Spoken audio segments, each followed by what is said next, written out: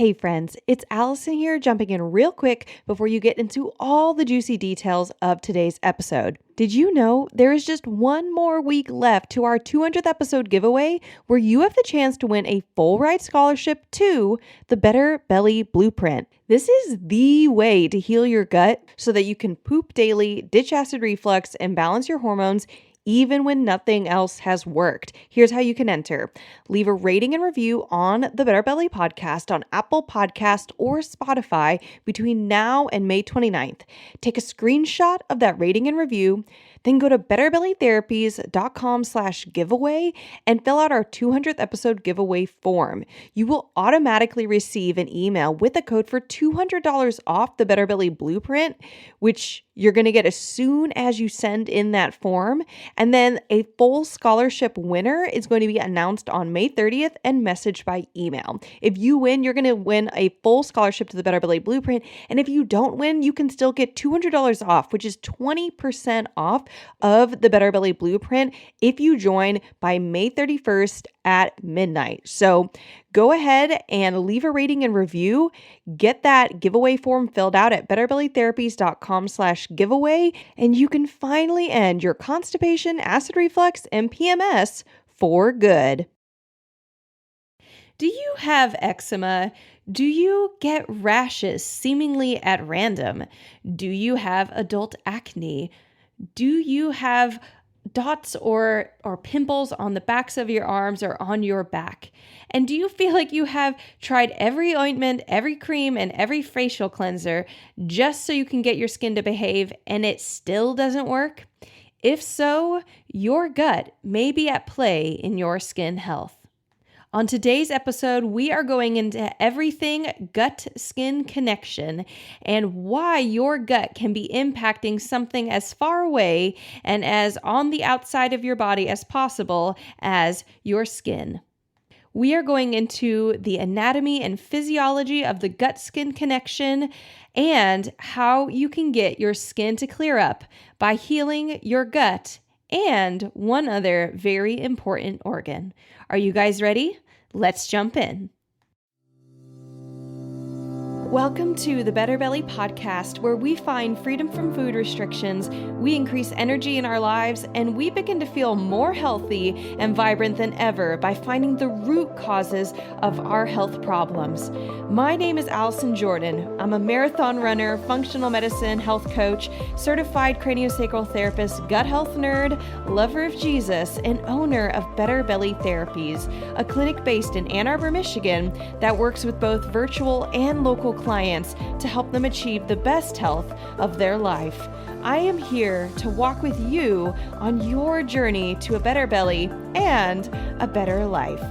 We're going to go beyond popping a probiotic and just checking out our poop. In this show, we are going to go deep into gut transformation strategies that last for your entire life. If you are ready to feel your best, get ready to roll. You are in the right place. And just as a reminder, this information is not meant to diagnose, manage, or treat disease. Always consult with your own health practitioner before you make any changes to your health.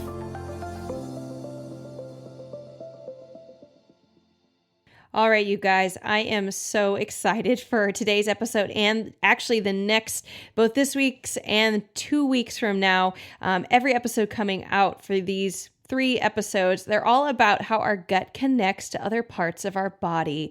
Today, we are going to be talking about the gut-skin connection and how acne, eczema, rashes on our face, our hands, our back, our arms, anywhere in the body, how they can all be connected to the gut.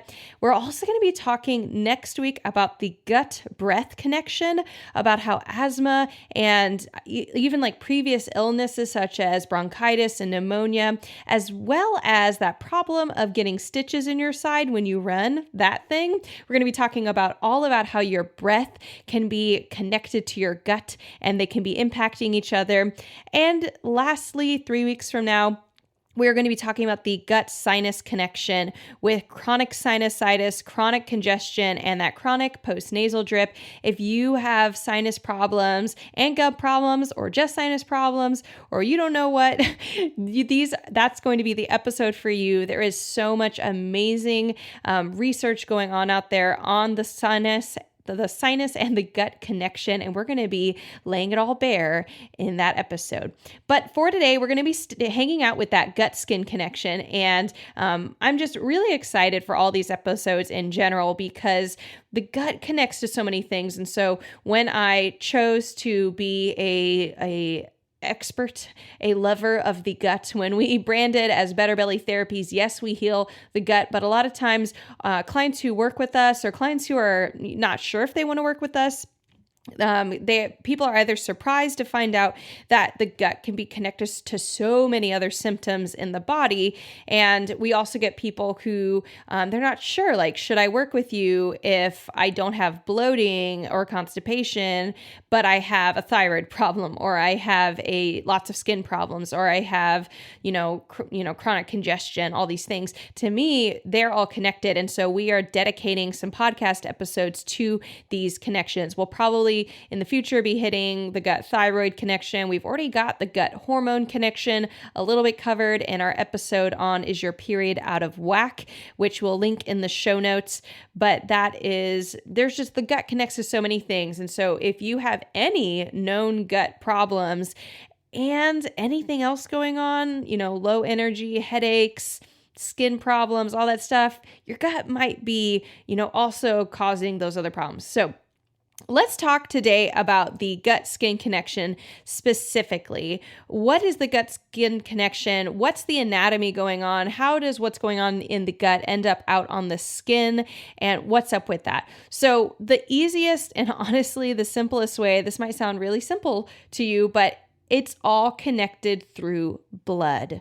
That is the big thing. And so what happens in the gut-skin connection is that your gut its job is to take things that you put into it from the environment, from the outside world, usually food and water, but I know the air you're gulping down, things like that. So the outside world is coming into your body, and you are trying to get useful resources from those things into your body. And so while also keeping out the not useful things or the not nice things out of your body. And so you have this very delicate, very intricate, intelligent barrier that is both supposed to let in good things like nutrients, vitamins, calories, all those yummy things into the body while also keeping all the bad things out. And that is what is happening in the gut. And when you let something into the body, where it goes is not into some random tissue. It goes into your blood or also your lymphatic system. And so, but we're going to really focus on blood in particular. And so that blood then gets circulated actually straight to your liver, because your body knows that everything that your gut is taking in, probably has drops of poison in it as well as all the good stuff. And so it goes straight to the liver through something called your hepatic portal vein system. The first time I heard this, I was shocked how long it took me to learn about this piece of anatomy, which is basically a bunch of veins that are only going from things like your small intestine, your stomach, and your large intestine straight to your liver. And that hepatic portal vein system is just showing us how important it is to your body that everything gets filtered by your liver before the blood goes anywhere else. So your liver's this big filtration device. It's got lots of chemistry going on. It's neutralizing toxins. It's getting rid of heavy metals. It's doing all sorts of fun stuff. And it's getting rid of excess hormones. And then it puts that everything the liver doesn't like, you end up pooping out. Everything the liver does like ends up getting thrown throughout your whole body, so that you can get things like glucose into the cells that need it, as well as vitamins and minerals, because you need things like calcium and magnesium as a mineral you need in your muscles firing. So there's all of this fun chemistry going on in the body, and it starts in the gut and it ends up in the blood. And then here's where the skin gets involved, is that your blood, if you don't get all the toxins out of it that you need to, all these irritating, inflammatory factors, and there's lots of options for them. So we're not going to get into them right now. But if you don't get them all out of the blood, then as they're circulating, your body's trying to get rid of them somehow. And so one actually very effective way to do that is your skin. And by very effective, I mean potentially very irritating. If you're getting eczema or acne or rashes, you're like, I don't like this method. But what's happening is that, when we exercise and when we sweat and when our skin's just being our skin, it's kind of like our gut in the way that it lets in certain things, but it mostly keeps a lot of things out. And so we want it, and its job is actually to excrete things. So we can excrete sweat, we can excrete oils, and we can actually detox through our skin. That's why things like saunas and exercise can be so effective in being part of a healthy detoxification regimen, because you're getting that sweat going. When you're exercising specifically, you're actually getting muscles and lymph moving, which is even better, versus just a sauna is like kind of heating up your body and causing you to sweat. But again, sweat is an effective detoxifier. So if you have all these excess toxins that your liver should have taken care of, but it didn't, then your skin might be the process that is trying to get rid of it. And depending on the person, you might be getting different symptoms than other people. I'd say the most common symptom I see is point blank acne, just stuff on the face. I see that in lots of my clients. But then the other thing is that some people will also get like eczema and rashes. And I see a lot, actually, and I don't know if it's my clients or what, or if this is just way more common than we're realizing, but like puffiness around the eyes, like red puffy rash around the eyes. I know that the eyelids, the eyelid is very thin, and the skin on that level, it's one of the thinnest pieces of skin on our whole body, versus like our heels have like the thickest amount of skin. And so I know that there's actually a lot of our skin replaces itself quicker there. It's just very thin. And so that might be one reason why we're seeing get these clients who either one or both of their eyes have this, they're puffy, they're red, there might be some of that like flaky skin on them. It's really not comfortable. And they also like don't like it because it doesn't look great. And so if you have any of that, we consistently see those go away when we heal the gut. And why? So we've now established what is the gut-skin connection. It's mainly through the blood, and it is when the blood has lots of toxins in it, and the skin is now being used as a secondary avenue to get rid of excess toxins. Pretty straightforward, right? Okay, so how do you stop this? You want to stop. The way that we stop it in all of our clients is we help the liver do its job to its full completion. So one of your biggest number one detoxifiers in your body is your liver. Your liver is a natural detoxifier of the body. We actually just talked about that portal vein system that's scooping up all the goodies that your small intestine and your large intestine are scooping up. And by goodies, I mean goodies and baddies. And we know the body knows that's going to happen. So it sends it to the liver, and the liver goes through phase 1 and phase 2 of detoxification, and all this crazy chemistry stuff happens, and then it neutralizes toxins and it kicks it out. Well, that's what's supposed to happen. But two things can happen for the liver to not work well. And if one of these two things happen, or if both of them are happening, you can call this, or what we call it in our practice, is liver congestion. It's this, it's a term that isn't like you have a liver disease, but it's the liver is working suboptimally for the requirements that are being asked of it. So the first thing that can happen that can make your liver quote unquote congested, which is too much toxic input. And toxic input could be everything from alcohol, which we know like, wow, if you drink lots of alcohol, it's connected with liver dysfunction. High amounts of sugar can also really stress the liver out. Excess estrogen can stress the liver out. And actually usually excess estrogen is a cause of the liver being stressed out. But then simultaneously, once you have excess estrogen, and that's now a thing, it can now become cyclical, because liver is supposed to get rid of estrogen in the body. And if there's lots of it and it's not doing its job, it's going to be just one more thing that liver has to do. Pathogens in the body can really stress the liver out. So pathogens like H. pylori, parasites, candida, all of these things squirt out toxins to keep you weaker, that nothing's supposed to kill you. When it comes to parasites and bacteria, realize that most things that will hang out in your body that are bad, they don't want you dying because you are its host. If you die, it dies. And so it'll keep you, it's intended to keep you sicker, like your immune system suppressed, your immunoglobulins being lowered, but at the same time, not dead. And so you're going to have pathogenic toxins being squirted out, and that will really stress out the liver and be just an addition of the number of things it has to deal with. Food sensitivities will create an inflammatory response in the gut, and oftentimes those foods might end up in the bloodstream, and the liver has to deal with it, or if the liver's not dealing with it, your skin now is. And that is a whole problem of like leaky gut and things getting into the bloodstream that are basically bigger than they should be. And so that's just a whole nother problem in and of itself. So food sensitivities are often both a result and a cause of leaky gut, and then will irritate the liver and just be one more burden for the liver. And so we just covered a couple things there, which is pathogenic toxins, excess estrogen, the food sensitivities, and alcohol.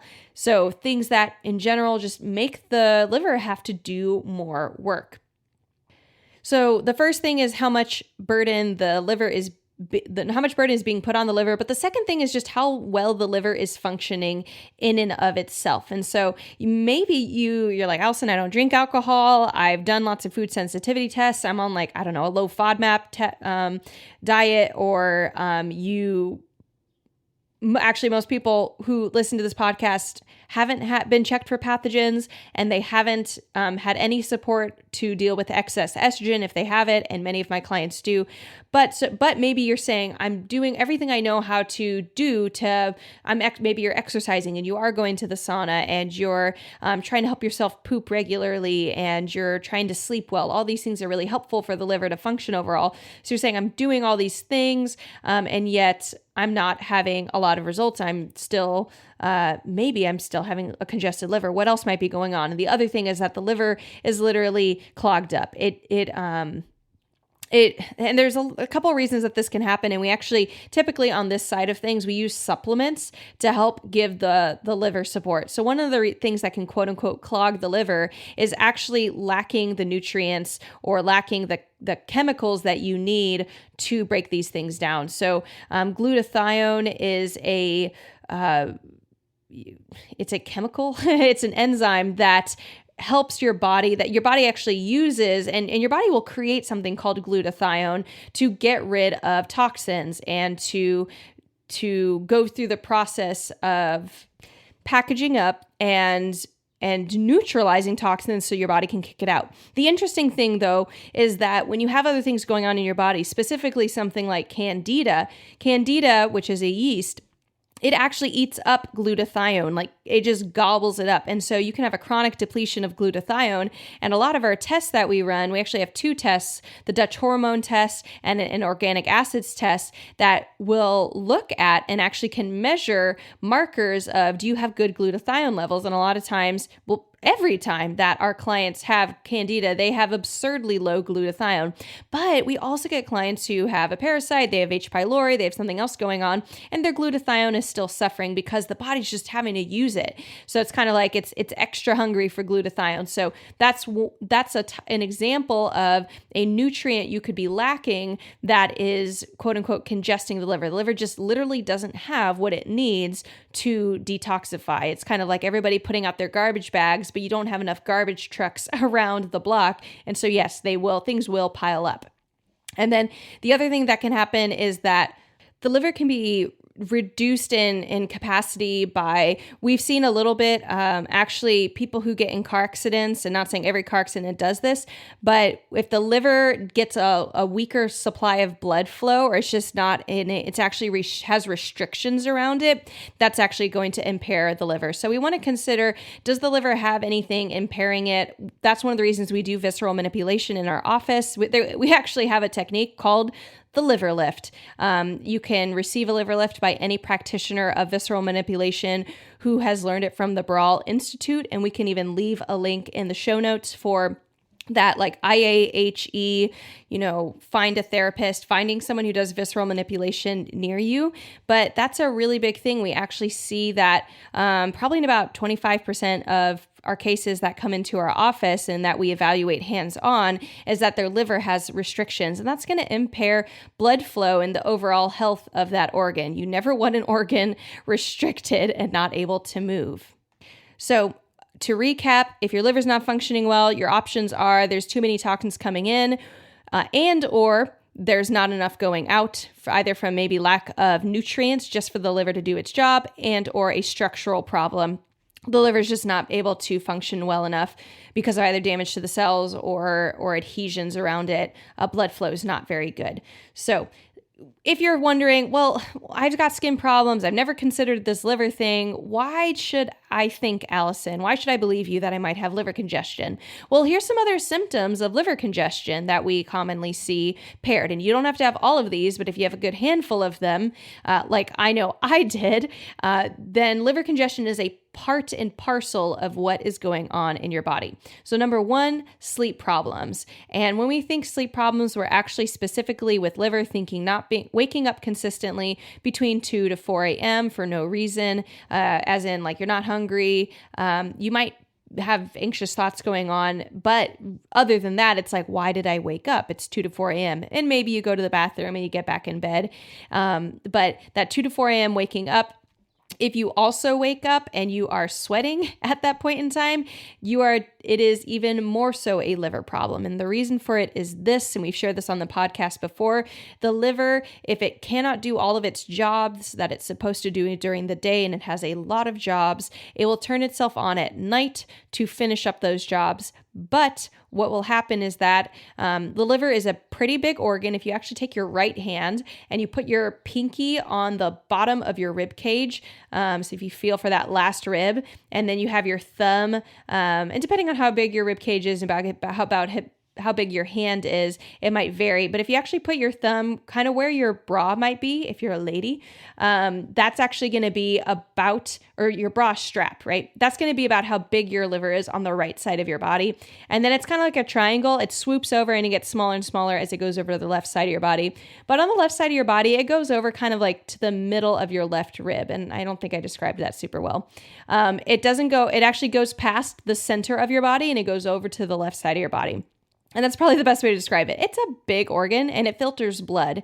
And if you remember from science class, blood is one of the main mechanisms of keeping us warm, and good blood flow is part of how we stay warm. And so that's like if you have Raynaud's and your capillaries squeeze closed when you're cold, your hands and your extremities are extra cold. Well, your liver is heating you up because of that blood flow happening at night. So if you're waking up 2 to 4 a.m. consistently, and especially if either every time or every now and again you are sweating, think liver. Another thing we see with liver congestion is headaches and migraines. That's just because the toxicity that's in the blood, that's also getting to your skin. If you're having skin problems, it's also getting to your blood-brain barrier. And so your blood-brain barrier is being irritated, your brain's not happy, and you're going to see that headache, migraine problem. PMS problems is going to be a liver congestion problem because liver is supposed to get rid of excess estrogen in the body. And right before your period, your estrogen is supposed to drop with your progesterone. And if your body stops making estrogen, but your liver isn't clearing it out, you have excess estrogen just hanging out, and you will have estrogen dominance symptoms, and in which PMS is one of them. So PMS being grumpiness, irritability, like maybe potentially pain in the pelvis or in the low back, breast tenderness, headaches, migraines, all those icky things right before your period. Other estrogen dominance symptoms include tender breasts, mood swings, irregular periods, heavy periods. Those are just like a cluster of estrogen dominant symptoms. And if you have any of those things, like, yeah, my periods aren't regular, or when I have them, they're crazy heavy or super painful, or my breasts are tender, or I get mood swings and I'm for no reason and I'm so ashamed of myself, or all these different things, that can also be connected to liver dysfunction. If you are having any other GI symptom like acid reflux or bloating or constipation or diarrhea, all of those things are saying, like, pointing at your gut, going into your liver, and then spreading out and causing havoc into other areas of your body, like your skin. Achy and stiff joints is another symptom of liver congestion. Again, think that blood that has toxins in it going to everywhere, like your skin, but also your muscles and also your joints. So if you wake up in the morning and you're just like, you feel like an old grandma, like your hands hurt and your spine hurts, and you're like, why? Is it my mattress? No, it actually might be your liver. And that happened to me. And I was an ex-gymnast, and I went from, like, in a matter of 6 months, being super flexible and being a runner and being strong, to like waking up in pain from my spine hurting and feeling like I need to stretch constantly. It made no freaking sense to what I understood about muscles. And guess what? It wasn't my muscles. It was my liver affecting my joints and my muscles. Similarly, achy muscles are another symptom of liver congestion. And then thyroid imbalance is a symptom of liver congestion. Here's one reason why. And this is whether or not you've been diagnosed with thyroid problems. Your doctor might have even explicitly checked your thyroid and said it was okay. That is a whole other story in and of itself. Many doctors don't even check all the relevant thyroid markers, like reverse T3, to even know if you are having thyroid problems, let alone the fact that that they're using standard lab ranges for understanding and interpreting your thyroid marker, results from your blood chemistry. And if you are not familiar on the differences between a standard lab range and a functional lab range, I'd recommend you check out our episode on why is my doctor saying my labs look normal when I don't feel normal. We will have a link in the show notes for that. It is a great episode. But to say, you'll either, even if you don't have a diagnosed thyroid problem, you could be having even just low thyroid symptoms, because 60% of your conversion of your T4 hormone, thyroid hormone, to your T3 happens in the liver. And so T3 is like the most powerful active version of your thyroid hormone. T3 is exactly what you want to be at good levels. T4 matters too, but T3 is like where you get the energy. And so and your thyroid doesn't make very much T3. It mainly makes T4. Then your T4 gets converted. 60%, more than half, just crazy, of that conversion happens in your liver. So when we get clients and we're suspicious of something thyroid related impacting like their energy levels or their constipation or whatever's going on with their symptoms, we'll do a little blood chemistry panel and we'll see if that T4 is extra high and the T3 is low, and that is a conversion problem going on. The other interesting thing is that the 20%, so you got 60% of the conversion happens in the liver, 20% happens in the gut. So if you have a gut problem and then it causes a liver problem, now 80% of that conversion is disrupted. And really the only other 20%, and I hope this isn't too much information, y'all, but I hope it's very exciting, because I'm telling you stuff that I get straight from all the education I get. 20%, the last 20% of that conversion, actually it doesn't get converted to T3. Typically it gets converted to something called reverse T3, and that's natural and normal, but sometimes too much gets converted into reverse T3, and that causes a separate problem. So all that being said, your liver is a really important site for your thyroid levels to be appropriate, and that's going to impact all thyroid related symptoms, including like dry and brittle hair and nails and dry skin and low energy levels and the inability to lose weight. So many things that are thyroid related. And all cells have a thyroid hormone receptor, your bone, your skin, your organs, everything. So everything's impacted by thyroid not being converted super well. And then you can get constipated if your liver's not functioning super well. I see this particularly because you need your liver to make bile to break down fats and proteins in your body. And a lot of times when those don't get broken down, we end up seeing problems with motility slowing down and bacteria overgrowing and overeating on things. And it's just something I've commonly seen for some reason. With liver congestion, constipation is more common, though definitely you can still get diarrhea, but usually that's a different reason you're getting diarrhea at that point. Maybe, and to just throw some stuff out there, histamine related, or related to, honestly, histamine related is the biggest thing.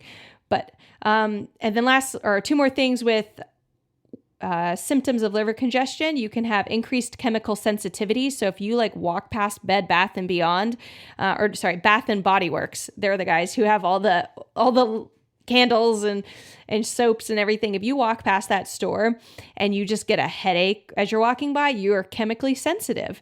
And so, and you might notice it's gotten worse over the years. Maybe you've had to switch detergents, you've had to go to all natural. I'm not saying that all those chemicals were good for you to begin with, but it's showing you how little your liver is able to get rid and deal with all the chemicals and all the phthalates and xenoestrogens and everything that's in those things, that if you can't handle them in shampoos and hand soaps and you get irritated easily, your liver, again, is a very strong, very, very strong sign of liver congestion. And then high-pitched tinnitus is actually a sign of liver congestion because the nerves in your ears are really sensitive. They're really delicate. And if there is inflammation in the body and there is liver congestion, you can get that tinnitus from that. You can get tinnitus from a lot of things. We do craniosacral therapy to help with tinnitus if the temporal bone gets jammed into the head. But that tinnitus, again, loud sounds can cause tinnitus. But if you're like, I haven't been exposed to any loud sounds, we get lots of clients with tinnitus. We've even had clients after the COVID vaccine get tinnitus, and it's just showing the body being inflamed and having to undergo lots of processes to decongest itself. So that is, if you're listening to that list, hopefully some of that made sense and connected with making a mapping of what is going on in your body. And it might and probably does sound a little familiar. So if you have liver congestion and you're having skin problems, what can you do? So my number one recommendation is to address pathogens in the body. And the reason for this is that if you have just like the perfect, I don't know, if you get an air purifiers and you have a perfect diet to, you're not drinking any alcohol or eating any sugar, and you have a water filter and you exercise, and you do a sauna, and you do all these things that are healthy, and you poop regularly, and all these things that are healthy for helping your body detoxify, but you're still getting symptoms. Or actually, the thing is, you will likely still get symptoms if you have a parasite, H. pylori, or yeast overgrowth, or mold, or a fungal overgrowth, any of these things in your body, because they are a constant and often very high level of input of irritation and toxins in the whole body, including the liver. So if you do all these things and you're like, Allison, I buy organic and I switched out all my shampoos and my detergents all natural, and I don't have any chemical sense in anything, and I'm just going out of my mind with feeling like I do everything right, but I'm not getting better, pathogens is the first place I look. I had more than one. I had H. pylori and I had a parasite. Yay me. Number two, after you deal with parasites, or not just parasites, after you deal with pathogens, and I would recommend doing so naturally, working with a functional health practitioner. I would love to work with you. This is what we specialize in. This is what we are passionate about. And if you want to work with us, we have an application for you to do so. In the link in the show notes, you can apply for a 30-minute consultation. But that being said, after you've dealt with pathogens, number two, we recommend you support your liver. And there's 3 ways to do that: is not drinking alcohol, because alcohol uniquely, not uniquely, but like very intensely, more than many other things we eat, requires the liver to work overtime, and it requires certain enzymes that actually compete. Like if you have candida, first off, candida loves alcohol. Second off, candida excretes a toxin that your liver breaks down with an enzyme, ALDH. And if you are using ALDH to break down that enzyme, you don't have ALDH to break down the alcohol in your body. And so you feel super crabby with alcohol. That's another symptom, by the way. I didn't even write that down. If you are super sensitive to alcohol, like you have half or a quarter or whatever of a serving of alcohol, and you're like already feeling it, and you feel really crappy after the day after, and you're like, feel like you need to drink all this water or whatever, you just have all these symptoms, you get headaches, whatever they are, that's another sign of liver congestion. Your liver's just like can't handle the alcohol input. Sugar input also really stresses out the liver. And then lastly, we're actually going to provide a link. I decided to do this with you guys and be super generous and actually show you a specific product that we recommend and we actually give to our clients to do. It's called a push catch. And what it is, it's a product where you take a little like a liquid supplement called a liver sauce. It tastes like orange because there's like some orange essential oil in it. And you swish this around in your mouth, and that actually helps push toxins out of the liver. But not only do you want to push toxins out of the liver, you want to catch them. So it has a second substance. I don't know. It's a powder, actually. It's a second powder that you take 30 minutes after you take the push, and then you mix it in water and you drink it. And it has things like activated charcoal in it, along with some other really wonderful things that actually catch those toxins that come out of your liver. And you don't want to push toxins out of your liver without catching them. You will feel worse. So you want to neutralize and engage your phase 2 of your liver detoxification, or phase 2 of liver detoxification, to do that. And the other thing is that in that 30-minute window, we do recommend something called a coffee enema, which really helps your body to continue to be pushing out everything. And then, of course, because of the enema, you're actually pooping out everything. And so it really creates this really clean process. And I'm providing a link. You can click a link in the show notes. It'll have both the push catch kit as well as a recommended coffee enema kit that is, BPA free, phthalate free, just free of toxins in it, as well as organic coffee grounds that you can use. And we recommend for beginners if you've never done a coffee enema before. A fun fact, if you do a coffee enema, on the first few times you do it, you are likely to feel as if you had a cup of coffee, because the caffeine will hit you really hard. Your liver won't be able to process it super well. But after you've done the coffee enema a few times, you will notice that you don't get that jittery caffeinated feeling afterwards. And that's because your liver's starting to function better. Isn't that interesting? It's true. So we do recommend that. And again, if you do have a pathogen and you're doing coffee and you do that coffee enema thing, it's not going to it'll help, but it's not going to get rid of the pathogen. So you're kind of just enabling yourself to stay in a cycle of low-grade sick, which it's good to feel better, but you don't want to feel better at the cost of never dealing with the pathogen. And then lastly, you want to remove or reduce excess irritants of your liver. So that includes other things, include like food sensitivities. So if you don't know what they are, if you think you know what they are, if you're still eating gluten, if you're still eating corn, if you're still eating dairy, those are like the most common things you could just get rid of point blank. And I know you might be really sad in hearing me say that, but if you don't get a specific test, those are just 3 things you could take out to see what happens. Other things you can take out other than food sensitivities are going to be chemical candles, which I use as a short for basically your average candle. If it's not soy-based, if it doesn't have essential oils explicitly in it, if it's using any type of coloring, if it's using any type of, coloring or dye or chemical to create scent, that is a irritant to your liver. It's just one more thing your liver has to deal with. Seeing your water, checking out your water. And we're not going to dive into this. This is not an episode on picking the best water filter or how to know what toxins are in your water. That is a whole other subject, but it's true. Checking out your water is going to be good. Cleaning your air, getting an air filter is going to be good, and making sure you're pooping and you're not constipated. And again, this isn't an episode on constipation. Constipation has so many causes and so many underlying factors, including things like candida, including things like low thyroid hormone, including things like mineral imbalance, so not having enough magnesium. You need magnesium for your muscles to fire, including the smooth muscle of your small intestines and your large intestines. Heavy metals like aluminum are known to cause constipation. Low stomach acid levels can cause constipation or at least impact it. You can see our episode called The Magic Power of Zinc in Reducing Acid Reflux if you want to know a little bit more on stomach acid levels. And then, yes, low stomach acid levels can cause acid reflux. That's a fun fact and a fun hint. Check out the episode in the show notes. And then low digestive enzyme production from your liver / gallbladder / pancreas can impact constipation. And I think I already said this, low thyroid hormone levels.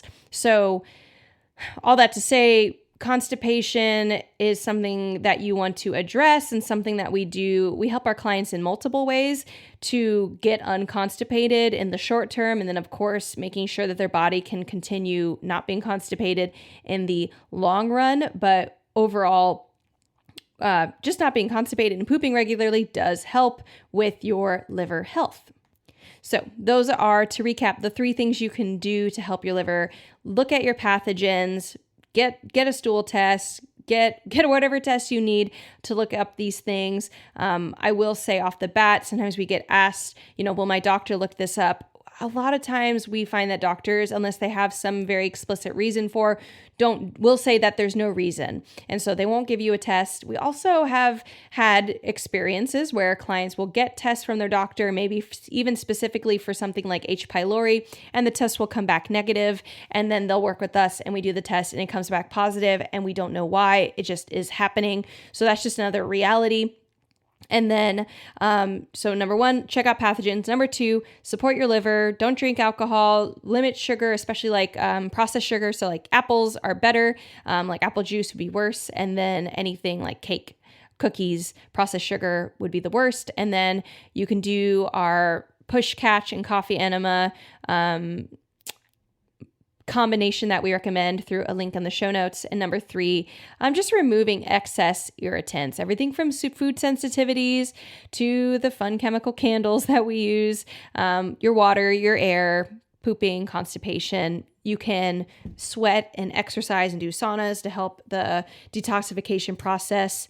But overall, that's your liver. And you're like, wow, none of that. I hope at least maybe part of you saying, wow, none of that was creams or body oils or like facial cleansers. And the truth is those are all just like dealing superficially with a much, much, much deeper problem. And our clients consistently are finding that their eye puffiness goes away, the eye puffiness and redness and flakiness on their scalp, acne, eczema will significantly decrease. We also have clients who get compliments on like their Zoom calls because their face is like less puffy and looking thinner and their skin is glowing more and there's less of those like red splotches and inconsistent coloring on the face.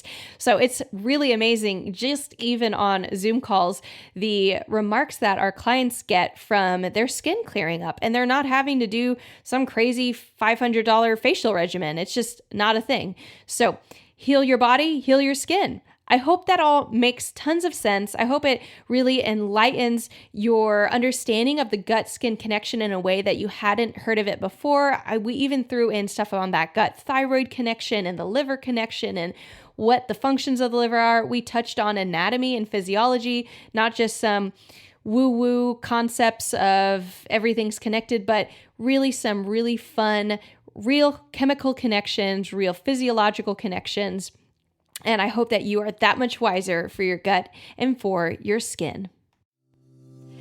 All right. Well, if you enjoyed this episode, I just want to invite you to jump on and apply for a 30-minute consultation with me. If you are just ready to jump into your health, stop doing all the DIY, all the things that don't seem to work, and get a grip on what's going on, get some lab testing, get some answers, and get healthy, I am ready to work and to talk with you. You can apply by clicking the link in the show notes. Otherwise, if you love this episode and you want more and you have not subscribed, I would highly recommend you click the link. You already know a couple of the episodes we're going to be coming up, and they are built to apply to you and answer your questions. So we have so much more coming down the line. Subscribe so you never miss a beat. And if this episode made you think of someone, if you have a friend with a skin problem or acne or eczema and they're just going out of their mind trying to find something that works, I would encourage you to share this episode with them. Just take a quick screenshot, send them a text and say, I was thinking of you. I think this might be really helpful. I would love to help your friend and just give any more insight we can. Other ways that you can support us is by leaving a rating and review on Apple Podcasts. It is so helpful just to have other people share what is sticking out to them and what's impacting them, and for other people to find our podcast as well. Other ways you can stay in the conversation is by following us on Instagram at Better Belly Therapies. I would love to talk with you there, hear what is hitting you in our episodes, how we can better serve you, and what questions you would love to hear answered on the podcast. And as always, remember, miracles are immediate, but healing takes time.